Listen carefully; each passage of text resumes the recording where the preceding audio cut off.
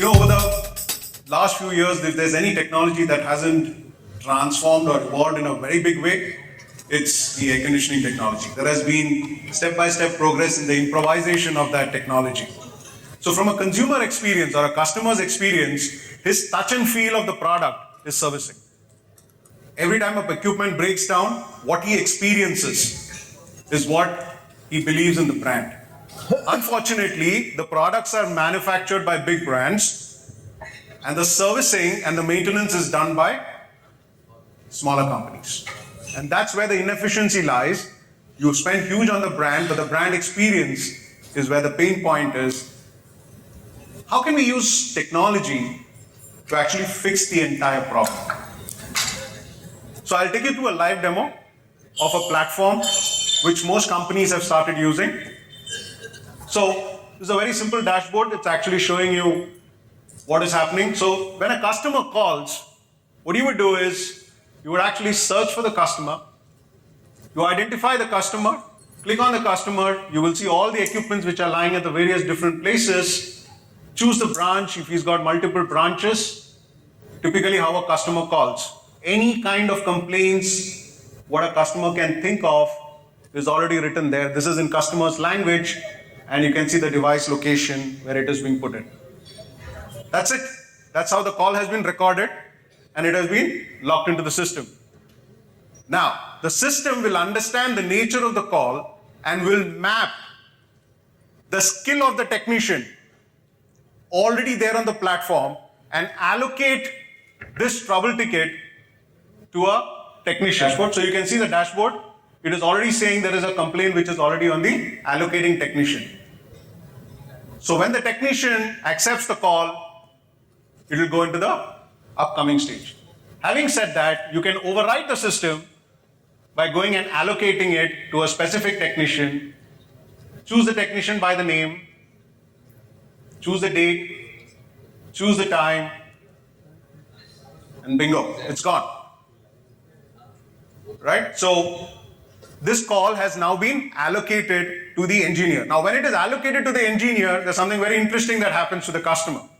He receives an email or a WhatsApp message or an SMS, whatever he chooses, with the technician's photograph, the date and the time as to when he's going to come for that nature of complaint. And if that changes, he gets live updates. So you can imagine how many times these calls and the experience can be completely transformed. And that call right now is lying at the back end at upcoming. Right? Now what happens at the technician level? So the technician is on a technician app. So I've mirrored a mobile phone app which is going live out there and I'm showing it to you. So that's the technician app. Can you see the call which has come as an upcoming complaint? He'll click it up, he'll open it, the moment he clicks it. And here is what the big difference is. Now the customer has received this call, and can you see he's got the customer history, the entire history of the machine of what the previous amount of work that has happened.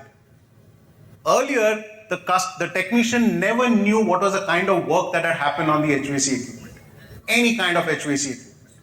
Now he has the full history. Let's go back. He also has the unit details, completely on the unit details of the entire space. So in the entire premises, what are the different kind of machines which is there? He's also got the updated details. So the moment this is done and he's reached the site, he only has to do one thing, which is check in. Because till such time he doesn't check in, his service report doesn't open up. You can see that check-in button has changed to a service report. Now let's go to the dashboard. Hold on, go back to the dashboard. Now see what has happened to the call. So the technician has reached the site and at the back end, where is the call? It's on ongoing. So you know at any given point of time, what is the live calls, where is your technician, what is he doing, where is he located and what is the nature of that, what is the status of that complaint.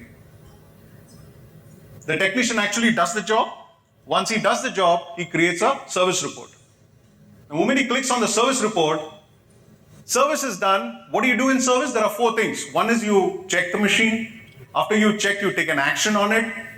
Then you take a spares replay, or if you have the spares, you go and replace the spares. If you don't have the spares, you go in for the spares requested. So you go to the check report.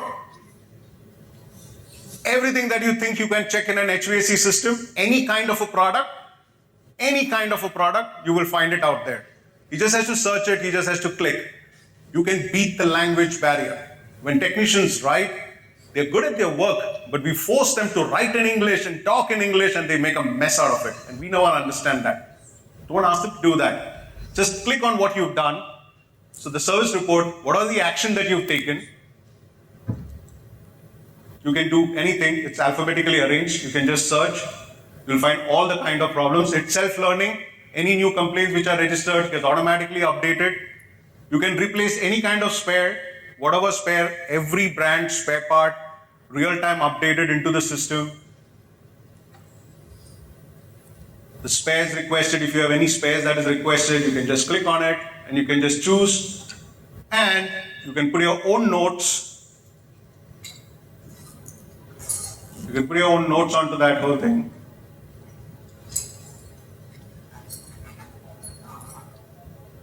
And the best part is, you can take a photo of the spare part. So you can take the photo of a spare part and you can upload it along with the service report onto the service report. So typically a part number is not analyzed, it's not understood. All that problem is taken care of. You use WhatsApp, it's completely broken in terms of service. But here now real-time services are being uploaded.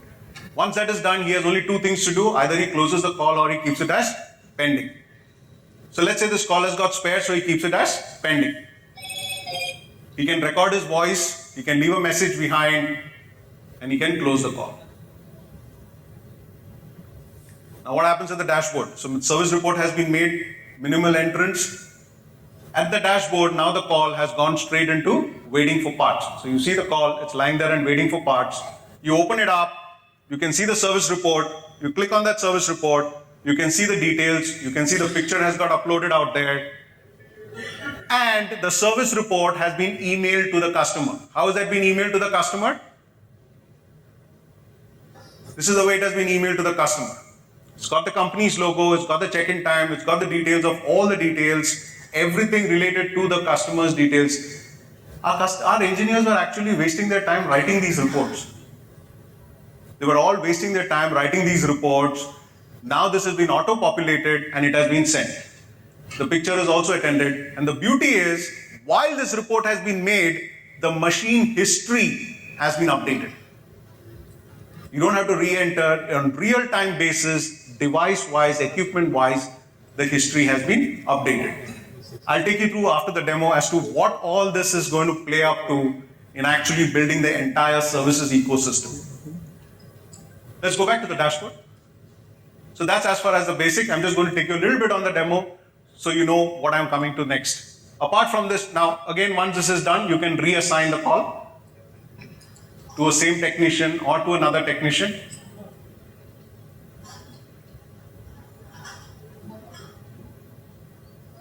Now once this call is reassigned, you open the call. Now here you can see the earlier service report is already showing here. So even for the same nature of complaint, if one technician has gone and the next day another person has to go, he has the history of what has happened before. So there's a history written out here so he can see the report, he knows what the work has been done. Now that's as far as the general operations is concerned. So on the dashboard, what are the stuff that you can see? You've got AMC plans, you can do AMC reminders. The system will auto-generate when are your AMCs due, and it's immaterial which kind of a product. Any kind of an HVAC product, it can just put in and it will start generating which are the AMCs due. It will auto-remind, you can send the whole details, send reminders to your customer. You can see preventive services. What are the preventive services that is due? It is auto-generating and it will auto-allocate to technicians. Please remember, every time the technician has visited, he's done a check-in. Do you know what has happened at the check-in? He has picked up the GPS location. So over a period of time, the machine location is being tagged GPS-wise. And the system will allocate equal number of calls at the closest in terms of preventive services to a technician. Which means if a technician starts preventive services or attends complaints, 99% he will be within a controlled area and will not have to move from point A to point B where the distances are long. Efficiency and productivity can be increased. Based on this, you can see the complete nature, you can pick up your calls, you can see the entire complaint report, you can export it, you can take any nature. Let's take a complaint report. You can see the entire nature, you can download that whole call. It gives you a complete instant analysis in a simple Excel file or real time on the complete details of what has been done on the specific machines. You can take a customer-wise data, you can take a machine-wise data, any combinations, it will give you a report. This report is in a CSV Excel format, which you can actually import it into your own ERP solutions, which can auto-populate. You can get technician productivity reports. So you can real-time choose week, day, month, years, and get technicians productivity report, and you can see how it comes, you can download it. So this is just a bit of the gist of the early operations. But what is the overall impact on services? Services requires three parts. One is the backend team to manage the whole data. And if you see this is completely paperless. There is no paper involved. It uses Amazon cloud technology. The app is on the Google Play Store, and it is taking advantage of smartphones, which are very cheap at 6,000, 7,000 rupees, and it's using data which is easily accessible. Once this whole thing is set, in services there are three components. One is the customer experience. The second is a technician availability and his training. And the other thing is the availability of spare parts. These are the three important components to give a fantastic service. And that's where all the pain point is. So how does technology fix this problem? So this is the IoT architecture which is coming into services, and you will understand what I'm talking about. On the left side, you can see all the IoT sensors. We are enough speakers who are talking all about IoTs. It's possible companies will come up with products which are Wi-Fi enabled. That's typically built in IoT. So you have all the kinds of IoT sensors that goes into a cloud, which is the platform that you saw where we were demonstrating to you how service is happening. It uses artificial intelligence and machine learning. That's the AWS platform. And then there is an action. So it's in the three parts, which is aggregation, analytics, and action. So what happens on the aggregation front? So energy monitoring. Okay? So Smart AMC is one of the products that's been launched. Can we just show that Smart AMC? Go down. So, hang on. So that's the device. So this is a small device which is installed onto your meter. You can see it's a simple device which is installed onto your meter. It's Wi-Fi enabled. We designed this system, and it is actually being given to manufacturers to products. So what we are saying is an energy meter you should be able to buy online on Amazon for about maybe not more than 1,500 to 2,000 rupees. You get it home or you get it to your office, you clamp it onto your wire, there's a QR code, you scan the QR code, and there you go. Your energy monitoring starts instantly. So that's the device that you have, and what it does is, it ends up giving you a report on what is the power consumed that you had, what was the uptime, 62%, and we are also doing deep learning in understanding what is the kind of. So by putting this device, even at the entry level, it is able to read which device is consuming what power. The science behind it is very simple. Every time a device starts, air conditioner, a light, the energy pattern is different, the consumption pattern.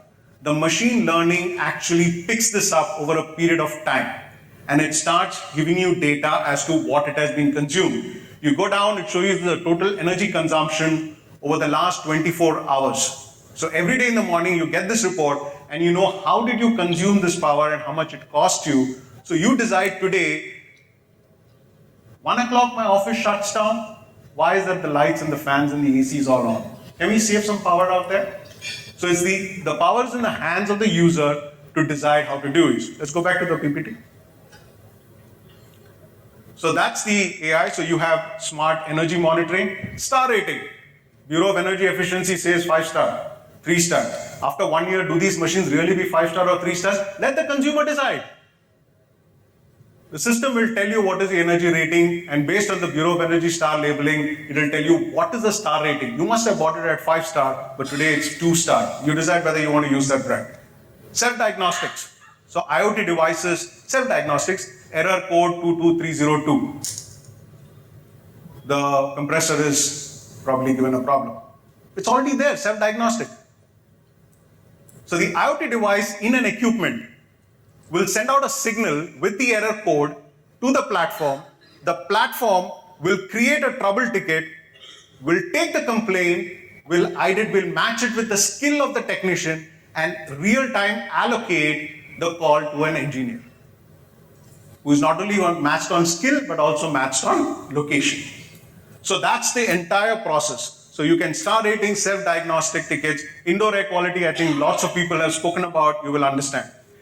Now what this machine learning is doing is it has got energy consumption, real-time data.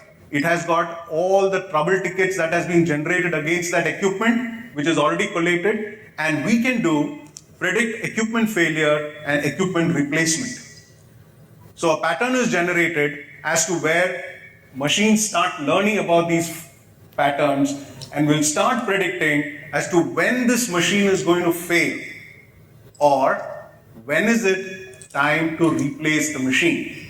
The life cycle of the machine can be monitored and can be done out here. So smart AMC, indoor air quality, self-diagnostic, and machine learning to predict failures. So that takes care of the consumer experience. Consumer, the machine itself is talking and allocating to the required technician. And technician, as you saw, is actually taking a photograph of the spare part. Moment he takes a spare part photograph, it will match to the libraries as to what is the part number and where is that part number available. Because now on the cloud, you have the OEMs who have plugged in. It's an open API. The ERPs would come in. This is an open source platform. So any software can just plug in through an application interface. Dealers who are already in the business would be actually having their inventories because they want to sell. OEMs which are in the spare part business who got spare parts will actually put it on the platform. And suppliers who are small manufacturers could also put it on there. So the device would actually generate a complaint or a trouble ticket. The platform will identify the spare part, allocate the right technician, and also real-time tell you that where that spare part is lying if you want to buy it. Right? So now the spare part also is becoming efficient where you can actually pick up. So not one person, but it will tell you 3 places where you can go and buy it close by. If you buy it from here, it is 200 rupees or it is about 5,000 rupees. But if you buy from Delhi, it's 3,000 rupees, but it gives you 3 days delivery. So you decide where you want to buy it from. How important is to close that call? You can do it. So the marketplace is primarily taking care of the issues related to spare parts. So you got Google Lens, which does image recognition to identify the spare part nomenclature. Technicians raising spare part requirement platforms to source the correct spare. Inventory module, which helps minimize the cost of inventory. Now, this inventory is not only one company. Most of you, if you know, most of the products are sourced from across the world. You'll be surprised that in the HVAC systems, there are about 3 or 4 manufacturers which is literally supplying to everybody. And everybody is keeping this spare part independently. Think about the amount of money that is lying unused of this spares which each and every manufacturer has kept. But with this image recognition, everyone can give up that spare part, one person can keep it, and it can match which are those 5 products which require this spare part. OEMs can reduce the stock holding and give real-time information. The last piece in the service manual is, in the service ecosystem is the technician training. How do we do technician training today? The manufacturer calls for a training program, or you would do it in your own company. The guy comes, if you've got 15, 20, 30, 40 people, you will send 2 people. The person goes, he's put into a place, 2 days of training, he goes out, retention is 50%, 35% attrition in the company. That trained person is lost. It's the most inefficient, expensive way to train. How do we train more efficiently without taking that engineer off the field? Can we do that? Yes, of course we can do that. So when the complaint is generated by the machine or by a person, while it is identifying the spare part, it also identifies by the nature of complaint what are the probable ways this problem can be solved. So there's a digital library of service manuals and of videos of how to fix the problem. So if there's a compressor replacement, it picks up a video of how this compressor of this brand can be replaced, and it will go along with the complaint to that technician. So you teach him just before the complaint is attended. So you're teaching him every time in small bits. Analytics at the back end will tell you which technician has seen what kind of a video, how many times, and what kind of work has he done similarly, and how many times repeat complaints have come after he's done the job. What better way to certify a technician than this? The system will certify what is the standard of the technician's certification.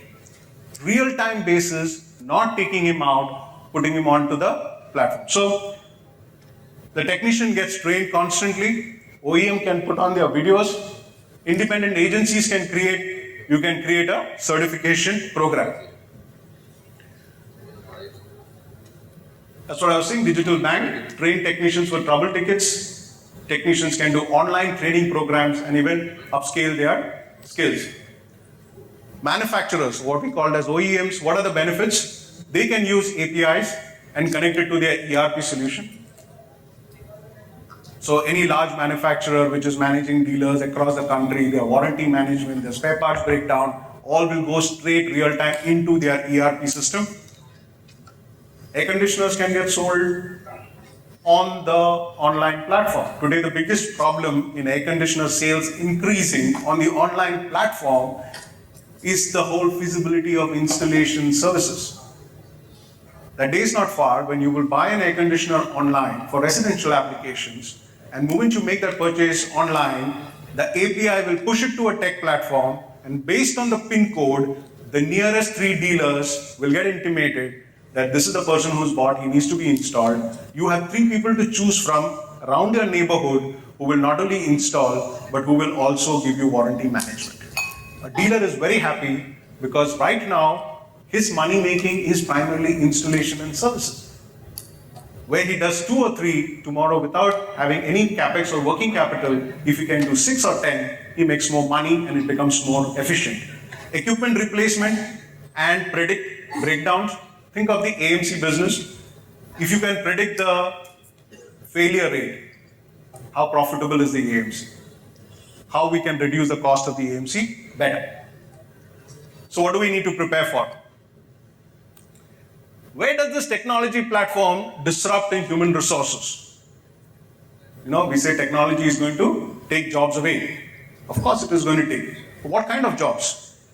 In our HVAC industry, is it going to take away the blue-collar jobs or the white-collar jobs? Do we need more technicians on the road, or do we need more managers who are going to manage the technicians? It's something that you need to think, what is going to get disrupted in terms of human resources? Have we adopted technology in our own companies to be prepared for these changes? These changes are real. It's already happening. How many of us have actually adopted technology to run our businesses? And do we see this change as a threat to our current business or an opportunity to increase efficiency and scale up our business?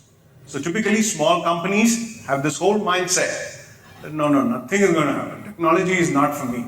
No, it's real time. Technology is now for the smaller companies and the smaller service providers. The larger companies were always technology enabled. It's the smaller guys who will now integrate with the larger technology. So it's a big question that you need to ask, are you technology ready?